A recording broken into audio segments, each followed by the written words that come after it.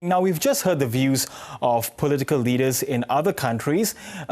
This might be the moment that many remember about the Trump administration. How badly has this damaged America's global reputation?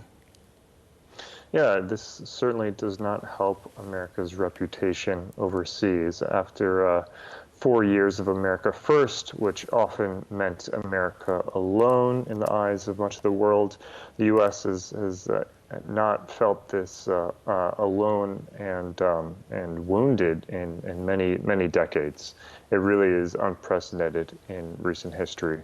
So as a result, it really is, we're in uncharted territory at this point. With that said, I think there is some hope in foreign capitals around the world that Joe Biden will be that breath of fresh air that will provide some stability and a return to normalcy, that things can calm down, that America once again can lead and work with allies once again and provide some stability and leadership on the global stage. Yes, Donald Trump has, for now, been taken off social media. Is that likely to make a difference in quelling the tension, at least for now?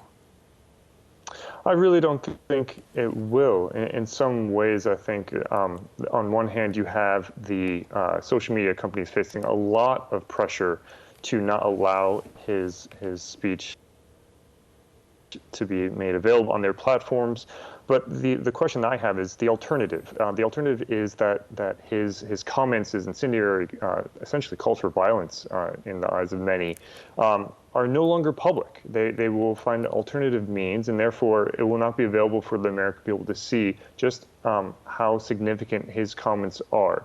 And I think ultimately it's pretty likely that once he is out of office and he no longer has the protections of being president, we'll see some significant suspensions on his account in just a matter of time. Yeah, but 70+ million Americans did vote for Donald Trump in November. Will the Republicans have lost at least a percentage of those supporters now? And are there even implications for the midterms when they take place about 2 years from now? Yeah, that's a great question. I think that's what the Republicans are really trying to figure out. What is the Republican base now, and how can Republicans get support from that base while also maintaining some normalcy and supporting the rule of law and a peaceful transition of power?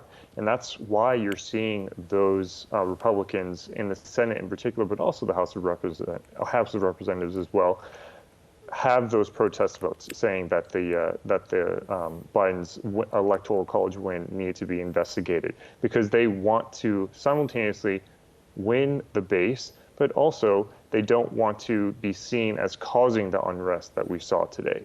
And you're trying to see them, you're seeing them thread that needle, some better than others. And Jared, Democrats are seeing Joe Biden's inauguration as a time for healing. How much energy will the incoming president have to expend just trying to do this alone to unite the country, if at all possible, within 4 years? Yeah, I mean, when you look at the polling, and 100% of Biden voters said that he won the election legitimately, whereas as much as 80% or more of Trump voters said that Biden did not win the election legitimately. That is a major cause for concern. And how Joe Biden overcomes that is the question we all have. With that said, there are few politicians, if any, that have come to the White House with as much legislative and bipartisan experience working across the aisle as Joe Biden, having had almost half a century in Washington and in and around Washington. Joe Biden knows Republicans, and he's known them for many decades. The question is, are those relationships when he was in the Senate some 12 years ago and then in the White House just 4 years ago good enough to somehow turn a new page and to return some normalcy?